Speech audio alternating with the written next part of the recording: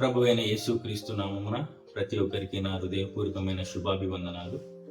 ఈరోజు వాక్య ధ్యానించమునకై నిర్గమాకాండము 15వ అధ్యాయము 24, 25, 26 వచనాలు మనం ధ్యానించుకున్నప్పుడు కదా. ఈ యొక్క నిర్గమాకాండములో 15వ అధ్యాయంలో మనం చూసినట్లయితే మొదటి నుండి 20వ వచనం వరకు 21వ వచనం వరకు ఇశ్రాయేలీయులు దేవుణ్ణి స్తుతిస్తున్నారు. మోషే అహరోనులు అలానే ఇశ్రాయేలీయులు దేవుణ్ణి స్తుతిస్తూ స్తుతి కీర్తనలు పాడుతూ వారు అందులో ఆనందించిన విధానాన్ని మనం చూస్తున్నాం ప్రియులారా. అయితే ఇశ్రాయేలీయులు ఆ యొక్క ఐగుప్తు బానిసత్వం నుండి దేవుడు వారిని విడిపించి ఆ యొక్క ఎర్ర సముద్రాన్ని 2 పాయలుగా చేసి ఆరిన నేల మీద ఆ యొక్క ఇశ్రాయేలీయులను నడిపించి ఇదిగో షూరు అరణ్యానికి తీసుకొచ్చిన విధానాన్ని మనం చూస్తున్నాం ప్రియులారా.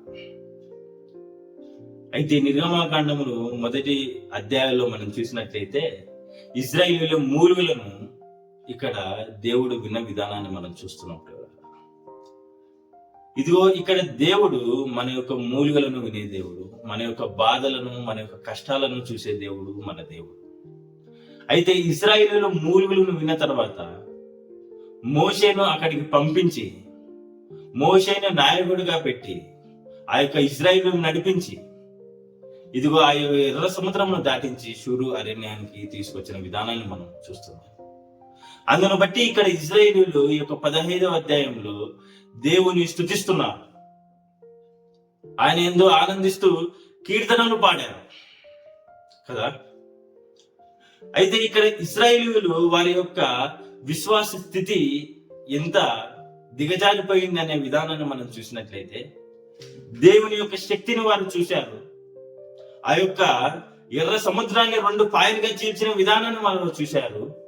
ఆరిన నేలపైన నడిచిన ఎక్స్పీరియన్స్ వాళ్ళు చేశారు. చేసిన తర్వాత షూరు అరణ్యానికి వారు వచ్చారు. అక్కడ వారికి నీళ్లు లేకపోయేను అనే మాటను మనం చూస్తున్నాం పిల్లలు. అక్కడ నుండి మారాకు వచ్చారు. ఆ యొక్క మారాలో మనం చూసినట్లయితే ఆ యొక్క నీరు ఎలాంటివి అనేది మనందరికీ తెలుసు. ఆ యొక్క నీరు చేదైనవి అని మనం చూస్తున్నాం. ఆ యొక్క నీళ్లు చేదుగా ఉన్న విధానాన్ని బట్టి ఆ యొక్క ఇశ్రాయేలీయుల ప్రజలు మోషే మీద సనుముకొనిరే అనే మాటను మనం చూస్తున్నాం ప్రియులారా. ఇదిగో మోషే నాయకుడిగా ఉన్నాడు. ఇదిగో మోషే నాయకత్వములో దేవుని ద్వారా ఐగుప్తు నుండి ఇదిగో షూరు అరణ్యం వరకు మారా వరకు వారు నడిపింపబడ్డారు. ఇదిగో ఆ యొక్క ఐగుప్తు దేశంలో ఆ యొక్క ఆశ్చర్య కార్యాలు ఈ యొక్క ఇశ్రాయేలీయుల ప్రజలు చూశారు. అలానే ఆ ఎర్ర సముద్రం 2 పాయలుగా చేయబడిన విధానాన్ని వాళ్ళు చూశారు.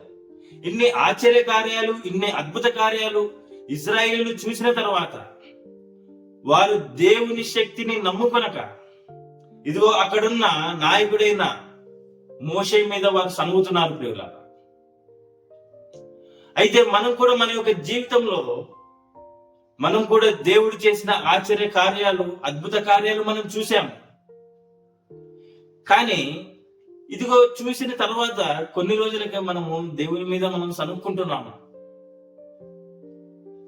అయితే ఇక్కడ ఇశ్రాయేలీయులు దేవుని శక్తిని చూచి కూడా ఇదిగో మోషే ద్వారా ఇదిగో ఆ యొక్క ఇశ్రాయేలీయుల్ని మమ్మల్ని ఎలా నడిపించాడు, చాలా చక్కగా నడిపించాడు కదా దేవుడు. ఇన్ని అద్భుత కార్యాలు దేవుడు మా కోసం చేశాడు. సముద్రాన్ని 2 పాయలుగా చీల్చాడు. ఇటువంటి శక్తి గల దేవుడు మాకున్నాడు అనేవారు ఆ యొక్క విశ్వాసం వారిలో లేక మోషే మీద సనుకుంటున్న విధానాన్ని మనం చూస్తున్నాం. అయితే దేవుడు ఈ యొక్క ఇశ్రాయేలుని పరీక్షించదలుచుకున్నాడు ప్రియులారా. ఒక విశ్వాసుడైన నిన్ను నన్ను కూడా దేవుడు పరీక్షించదలుచుకున్నాడు. ఆ యొక్క పరీక్షలను బట్టి నీవు పడిపోతే నీకు నరకమే. ఇదిగో ఆ యొక్క పరీక్షలలో నీవు నెగ్గగలిగితే ఇదిగో ఆ యొక్క పరలోక రాజ్యం ఉన్నది ప్రియులారా. మనం విశ్వాసంలో బలపడాలి అంటే మనకు పరీక్ష ఎంతో అవసరం. ఇదిగో ఒక విద్యార్థి కూడా ఒక చదువు చదివిన తర్వాత ఒక డిగ్రీ చేతికి రావాలంటే వానికి ఫైనల్ గా ఒక ఎగ్జామ్ పెడతాడు. ఆ యొక్క పరీక్షలో నీవు పాస్ అయితే నీకు ఉద్యోగం, ఆ యొక్క పరీక్షలో నువ్వు నెగ్గగలిగితే ఇంకా హైయర్ ఎడ్యుకేషన్ కి కదా ప్రియులారా. అలానే మన యొక్క విశ్వాసంలో కూడా ఇంకొక మెట్టు ఎక్కాలంటే ఒక విశ్వాసికి పరీక్ష ఎంతో అవసరం ప్రియులారా. ఈ యొక్క విషయాన్ని విశ్వాసనే నీవు నేను మనమందరం మనం దీన్ని గమనించాలి. ఒక విశ్వాస జీవితంలో లేదా నీ జీవితంలో నా జీవితంలో ఒక పరీక్ష వస్తుందంటే ఇదిగో దేవుడు నన్ను పరీక్షించాలనుకుంటున్నాడు. పరీక్షించుకొని దేవుడు నన్ను ఎంత పరిశోధించినా, దేవుడు నన్ను ఎంత పరీక్షించినా నేను దేవుణ్ణి వదిలిపెట్టను అనే ఒక విశ్వాసము నీలో నాలో రావాలి ప్రియులారా. అయితే ఇక్కడ ఇశ్రాయేలుని దేవుడు పరీక్షించదలుచుకున్నాడు. మొదటిగా నీటి ద్వారా మనం చూస్తాం ప్రియులారా. ఆ యొక్క మాటను మనం చదువుకుందాం. అయితే ఆ యొక్క నీళ్లు చేదుగా ఉన్నాయి. ఆ యొక్క నీళ్లు చేదుగా ఉన్న విధానాన్ని బట్టి ఇదిగో మోషే మీద ఇశ్రాయేలులో సనుకున్నప్పుడు ఇదిగో మోషే దేవునికి మొరపెట్టిన విధానాన్ని మనం చూస్తున్నాం ప్రియులారా. అక్కడున్న ఒక చెట్టును చూపి ఇదిగో అది ఆ నీళ్ళలో వేసిన తర్వాత ఆ నీళ్లు మధురమాయన అనే మాటను మనం చూస్తున్నాం ప్రియులారా. అయితే ఇక్కడ కిందున్న మాటలు మనం చదువుకున్నట్లయితే అక్కడ ఆయన వారికి కట్టడను విధిని నిర్ణయించి అక్కడ వారిని పరీక్షించి అనే మాటను మనం చూస్తున్నాం ప్రియులారా. ఇక్కడ నుండి ఇశ్రాయేలీయులకు పరీక్ష మొదలైంది కదా. ఇదే 15వ అధ్యాయంలోనే దేవుణ్ణి స్తుతించారు, కీర్తించారు. అలానే ఇక్కడే వారు ఆ యొక్క మోషేని సనుముకున్నారు. ఇదే అధ్యాయంలోనే మనం చూసినట్లయితే దేవుడు వారికి నీళ్ళు ఇచ్చిన తర్వాత, నీళ్లు మధురమైన తర్వాత దేవుడు ఇక్కడ ఏం చేశాడు? ఒక కట్టడలను, విధులను, ఆజ్ఞలను నిర్ణయించాడు.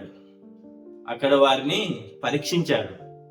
అయితే ఇక్కడ దేవుడు ఆ యొక్క ఇశ్రాయేలుని ఏమి కోరుకుంటున్నాడు, లేదా విశ్వాసులైన మన దగ్గర నుండి దేవుడు ఏం కోరుకుంటున్నాడు అని ఇక్కడ మనం చూసినట్లయితే ప్రియులారా, మీ దేవుడైన యెహోవా వాక్కును శ్రద్ధగా విని ఆయన దృష్టికి న్యాయమైనది చేసి ఆయన ఆజ్ఞలకు విధేయులై ఆయన కట్టడలన్నిటినీ అనుసరించిన ఎడలా అనే మాటను మనం చూస్తున్నాం ప్రియులారా. అయితే దేవుడు ఇక్కడ ఏం కోరుకుంటున్నాడు? ఆయన వాక్కును మనము శ్రద్ధగా వినాలని కోరుకుంటున్నాడు ప్రియులారా. ఆయన దృష్టికి మనము న్యాయమైనది చేయాలని ఇక్కడ దేవుడు అనుకుంటున్నాడు. ఆయన ఆజ్ఞలకు విధేయులుగా ఉండునట్లు మనం బ్రతకాలని దేవుడు కోరుకుంటున్నాడు ప్రియులారా. ఆయన అన్నిటినీ అనుసరించి నడచాలని దేవుడు కోరుకుంటున్నాడు. ఇక్కడ ఇశ్రాయేలీయులకు ఈ యొక్క కట్టడలను, ఆజ్ఞలను ఇచ్చి వారిని పరీక్షించదలుచుకున్నాడు. అయితే విశ్వాసులైన మనల్ని కూడా దేవుడు పరీక్షించదలుచుకున్నాడు ప్రియులారా. నీ చేతికి ఒక డిగ్రీ రావాలన్నా, ఒక పరీక్ష రాయాలనే మాటను మనం మాట్లాడుకున్నాము. నువ్వు విశ్వాసంలో ఎదగాలన్నా నీకు కూడా పరీక్ష అవసరం. విశ్వాసకి పరీక్షలు ఎదురైతే ఆ యొక్క పరీక్షలన్నీ మనము నెగ్గగలగాలి. అయితే ఇక్కడ ఇశ్రాయేలులు వారు చూస్తున్న విధానాన్ని బట్టి చూస్తే వారు పడిపోయిన విధానాన్ని మనం చూస్తున్నాం ప్రియులారా. ఇదిగో ఆ యొక్క ఆజ్ఞలను, కట్టడలను ఇదిగో దేవుడు వారికి నియమించిన తర్వాత వారు పడిపోతున్న విధానాన్ని మనం చూస్తున్నాము.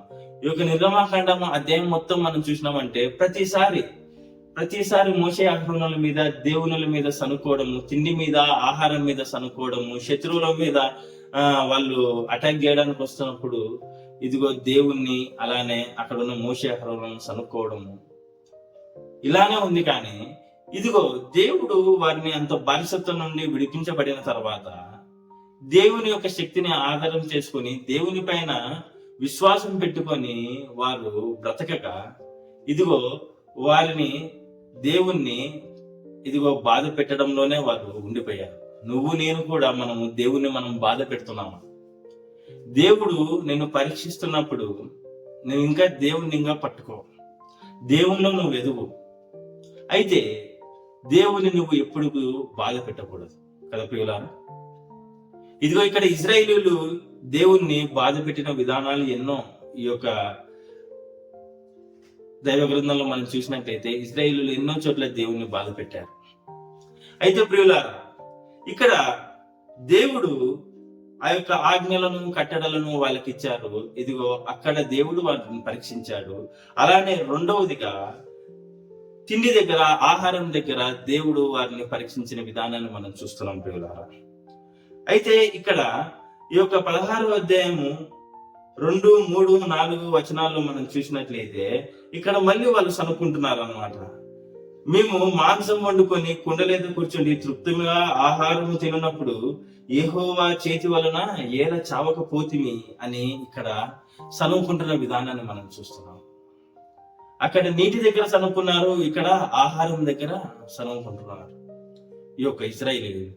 అయితే ఇక్కడ దేవుడు ఇక్కడ ఏమంటున్నారంటే, యెహోవా మోషేను చూచి ఇదిగో నేను ఆకాశం నుండి ఆహారం మీ కొరకు ఆహారం కురిపించదను అని అంటున్నాడు కదా ప్రియులారా. ఇంత గొప్ప ఆశ్చర్యకార్యము ఈ యొక్క భూమి పైన ఉన్న ఏ నరుడు చూడలేడేమో, కానీ ఇశ్రాయేలీయులు చూశారు కదా. ఆహారం నుండి ఆకాశం నుండి ఆహారం కురవడం అంటే అది ఎంత గొప్ప సూచక క్రియ ప్రియులారా, ఎంత గొప్ప ఆశ్చర్యకార్యం అది. అయితే అలాంటి ఆశ్చర్యకార్యాలు చూస్తూ కూడా ఇదిగో ఈ యొక్క ఇశ్రాయేలీయులు పడిపోయిన విధానాన్ని మనం చూస్తున్నాం. అయితే దేవుడు ఆకాశం నుండి ఇశ్రాయేలీయుల కొరకు ఆహారాన్ని ఇచ్చిన దేవుడిగా ఉన్నాడు. అయితే ఇక్కడ మనం చూసినట్లయితే మళ్ళీ దేవుడు ఇక్కడ ఏమంటున్నాడంటే, వారు నా ధర్మశాస్త్రం అనుసరించి నడుతురో లేదో అని నేను వారిని పరీక్షించున్నట్లు ఈ ప్రజలు వెళ్ళి ఏ నాటి బత్యము ఆనాడే కూర్చుకొనవలను అనే మాటను మనం చూస్తున్నాం ప్రియులారా. ఎందుకు పరీక్ష ఇది? నా యొక్క ధర్మశాస్త్రమును క్రమంగా నడుచుకుంటారో లేదో అందును బట్టి వారికి ఏ నాటి బత్తము ఆనాటికే. దేవుడు ఎందుకు మనల్ని పరీక్షిస్తాడు అని అంటే, మనము ఈ యొక్క పరీక్షలో కూడా దేవుడు మనకిచ్చిన కష్టంలో గాని నష్టంలో గాని ఈ యొక్క కష్ట నష్టాలన్నిటిలో కూడా మనము దేవుని యందు ఆ యొక్క ధర్మశాస్త్రాన్ని బట్టి ఈ యొక్క దేవుని యొక్క మాటలను బట్టి మనము ఆ యొక్క దేవుని మాటలు మనం అనుసరిస్తామో లేదు, లేదంటే విశ్వాసంలో పడిపోతామా లేదా. దేవుడు నిన్ను నన్ను పరీక్షించదలుచుకున్నప్పుడు ఈ యొక్క కష్టాలు అనేటివి మనకు ఎదురైతాయి, ఐహిక విచారాలు మనకు ఎదురైతాయి.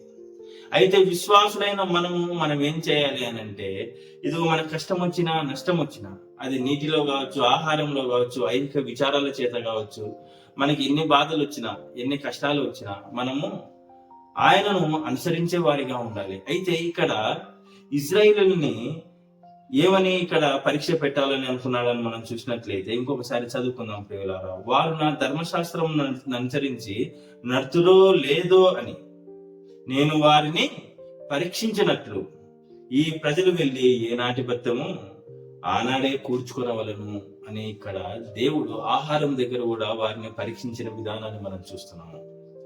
ఇదిగో నీకు నాకు కూడా ఈ యొక్క జీవ గ్రంథాన్ని దేవుడు మనకు దయచేశాడు. దీనిని బట్టి మనము నడుచుకుంటామో లేదు అనేసి దేవుడు మనల్ని పరీక్షించవచ్చు.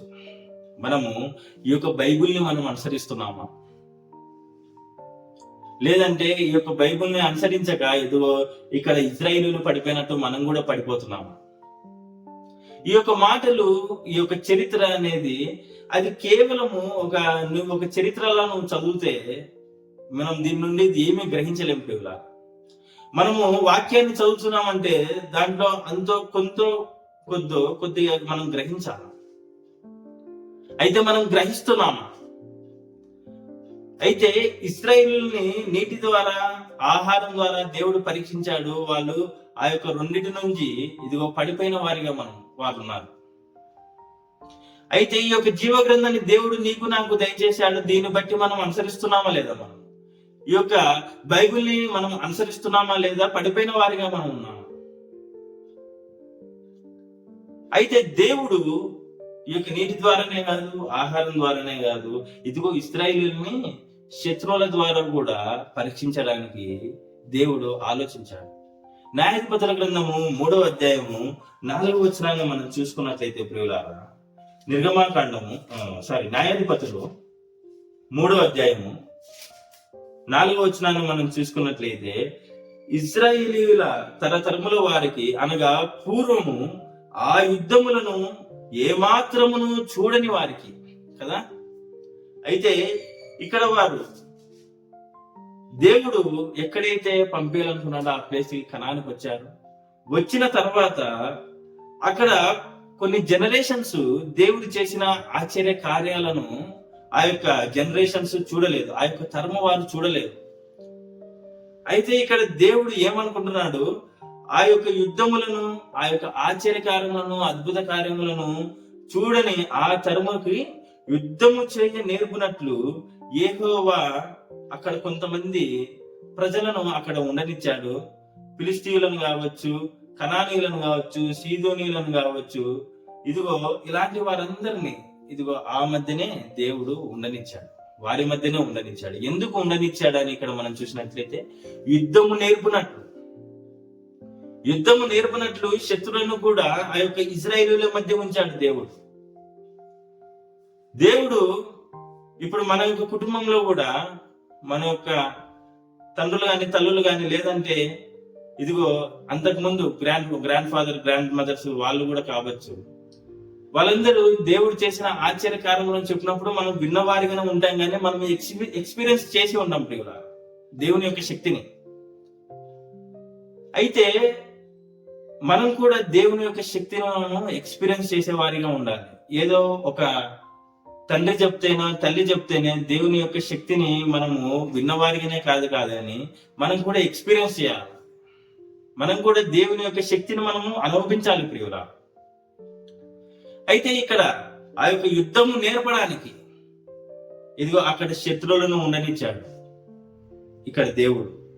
అయితే ఇంకొక మాట మనం కింద చివరి లైన్ లో మనం చదువుకున్నట్లయితే, యెహోవా మోషే ద్వారా తమ తండ్రులకు ఇచ్చిన ఆజ్ఞలను వారు అనుసరించులో లేదో తెలుసుకున్నట్లు ఇశ్రాయేలీయులను పరిశోధించటకై ఆ జనములను గుండెనిచ్చెను అనే మాటను మనం చూస్తున్నాం. మొదటిగా యుద్ధము చేయ నేర్పునట్లు, రెండవదిగా ఇదిగో వారు నా ఆజ్ఞలను కట్టడలను అనుసరిస్తున్నారో లేదో అని ఇశ్రాయేలును పరిశోధించటకు ఆ యొక్క జనములను ఆ మధ్య ఉంచాడు. ఇదిగో నీ మధ్య కూడా కొంతమంది శత్రువులను పెడతాడు, కొన్ని కష్టాలు పెడతాడు, కొన్ని నష్టాలు పెడతాడు. అయితే నువ్వు అక్కడ ఏం చేయాలి? యుద్ధం నేర్చుకోవాలి కదా ప్రియులారా. ఆ కష్టాలను అధిగమించుకునే శక్తి నువ్వు దేవుని దగ్గర నువ్వు సంపాదించుకోవాలి. నువ్వు అది ఎప్పుడైతే సంపాదించుకున్నావు, దేవుని నువ్వు చక్కగా నడిచినట్టే ప్రియులారా.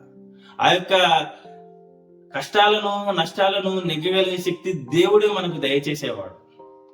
కాబట్టి మనం దేవుని ఆశ్రయించే వారిగా ఉండాలి. మనం ఎప్పుడైతే దేవుని ఆశ్రయిస్తామో, మన కష్టం వచ్చినప్పుడు, నష్టం వచ్చినప్పుడు, మనకు బాధలు సంకటములు వచ్చినప్పుడు, ఇదిగో దేవుడు నీకు యుద్ధము చేయ నేర్పుతాడు. అయితే కింది వచనాల్లో మనం చూసినట్లయితే ఇక్కడ కూడా ఇశ్రాయేలీయులు పాపం చేసిన వారిగా ఉన్నారు ప్రియులారా. అయితే మనం ఇక్కడ దేవుని యొక్క పరీక్షను మనం చూస్తున్నాము. ఇక్కడ నీటి ద్వారా దేవుడు వారిని పరీక్షించారు, పడిపోయారు. ఆహారము దగ్గర దేవుడు వారిని పరీక్షించారు, పడిపోయారు. అయితే శత్రువులు వారి మధ్యన ఉంచారు. ఇదిగో 7వ వచనంలో, ఈ యొక్క న్యాయాధిపతులు 3వ అధ్యాయం 7వ వచనంలో మనం చూసినట్లయితే ఆ యొక్క 7వ వచనంలో వారు పాపం చేసిన వారిగా ఉన్నారు ప్రియులారా. అయితే శత్రువులు వారి మధ్యన ఉంచినప్పుడు వారు పాపం చేసిన వారిగా ఉన్నారు ప్రియులారా. అయితే ఇలా మనం చూసుకున్నట్లయితే దేవుడు నిన్ను నన్ను పరీక్షించుకున్నట్టుగా ఎన్నో కష్టాలు ఇస్తాడు, నష్టాలు ఇస్తాడు. ఆ యొక్క పరీక్షలో మనం నెగ్గగలగాలి ప్రియులారా. అయితే దేవుడు ఎందుకు ఈ యొక్క పరీక్షలను మనకి ఇస్తాడు, ఎందుకు ఈ యొక్క కష్టాలను మనకి ఇస్తాడని చూసినట్లయితే ద్వితీయోపదేశ కాండము 8వ అధ్యాయము 16వ వచనంలో, తుదకు నీకు మేలు చేయవలనని నిన్ను అనుచుటకును శోధించుటకును నీ పితరులు ఎరగని మన్నాతో అరణ్యమున నిన్ను పోషించను అనే మాటను మనం చూస్తున్నాం ప్రియులారా. ఎందుకు తుదకు అంటే చివరిగా, లాస్ట్ కి ఫైనల్ గా మనకు ఉండేది మేలే. ఆ మేలు కలుగుజేయ నిమిత్తము నిన్ను దేవుడు అంచివేస్తాడు, నిన్ను శోధిస్తాడు, నిన్ను కష్టపెడతాడు. ఎందుకు? తుదకు నీకు మేలు చేయవలనని. ఆ మేలును నువ్వు పొందుకోవాలంటే నువ్వు ఈ కష్టాలను నష్టాలను నువ్వు భరించాల్సిందే ప్రియులా. అయితే చివరి వరకు ఒక భక్తుడు భరించాడు. ఎవరతను? యోబు కదా. ఆ యొక్క యోబు ఆ యొక్క కష్టాలన్నింటినీ తుద వరకు భరించాడు. లాస్ట్ కి దేవుడు అతనికి రెట్టింపు ఆశీర్వాదాన్ని ఇచ్చిన విధానాన్ని మనం చూస్తున్నాం ప్రియులారా యోబు. అలానే మనం ఇక్కడ మనం చూసినట్లయితే 105వ కీర్తన 19వ వచనంలో మనం చూసినట్లయితే అతడు చెప్పిన సంగతి నెరవేరు వరకు యెహోవా వాక్కు అతన్ని పరిశోధించుచుండెను అనే మాటను మనం చూస్తున్నాం. ఈ యొక్క మాటలో మనం చూసినట్లయితే ఇక్కడ యోసేపును దేవుడు, ఇదిగో దేవుడు చెప్పిన వాక్కు, ఆ యొక్క వాక్కు నెరవేరేంత వరకు దేవుడు యోసేపును పరిశోధించుచునే ఉండెను అనే మాటను మనం చూస్తున్నాం కదా ప్రియులారా. అన్నదమ్ములే ఇదిగో వేరే వాళ్ళకి ఇస్మాయిలులకు అమ్మి వేసిన విధానాన్ని మనం చూస్తున్నాము. అక్కడ నుండి ఐగుప్తుకి బానిసత్వంగా పోయిన విధానాన్ని మనం చూస్తున్నాం ప్రియులారా. అయితే అక్కడ చేయని తప్పుకు నిందపడిన విధానాన్ని మనం చూస్తున్నాము. అలానే జైలుకు వెళ్ళిన విధానాన్ని మనం చూస్తున్నాము. అంతవరకు అంతము వరకు సహించాడు యోసేపు. దేవుని యొక్క వాక్కు ఇదిగో నెరవేరు వరకు అతడు పరిశోధింపబడ్డాడు యోసేపు. నీవు నేను కూడా ఆ యొక్క యోసేపు యోబు ఎలా అయితే తుద వరకు పరిశోధించబడ్డాడో పరీక్షించబడ్డాడో నీవు నేను కూడా మనం పరీక్షించబడతాం. ఎందుకంటే తుదకు నీకు మేలు కలగాలంటే దేవుని యొక్క ఆజ్ఞలను కట్టడలను మనము అనుసరిస్తూనే ఉండాలి. దేవుడు నీకు మేలు చేయాలనే నీ యొక్క జీవితంలో కష్టాలు నష్టాలు తెస్తాడు. దానిని మనం గుర్తించి దేవుని నీవు బాధ పెట్టక దేవుని నీవు సంతోష పెట్టులాగున మన యొక్క జీవితాన్ని మనం బ్రతకాలి. ఎలా మనం సంతోష పెట్టగలము అని మనం చూసినట్టయితే ఏమీ లేదు. ఈ యొక్క జీవ గ్రంథాన్ని బట్టి నువ్వు నడుచుకోవడమే, పాపాన్ని అసహించుకోవడమే, దేవుని యొక్క సన్మార్గమందు నీవు నడవడమే. కాబట్టి విశ్వాసులైన మనము ఈ యొక్క జీవ గ్రంథాన్ని బట్టి మనము దీనిని మనము అనుసరించి దేవుని మనము సంతోష పెడదాము. ఇదిగో తుదకు మనకు మేలు చేయవలని ఇవన్నీ చేయనున్నాడు. కాబట్టి మనం అన్నిటి విషయంలో మనము దేవుణ్ణి మనం ఆనంద పెట్టి దేవుని దగ్గర మనం మేలులు పొందుతాం. దేవుడికి చిన్న వాక్యాన్ని దీవించుగాక. అందరికీ వందనాలు.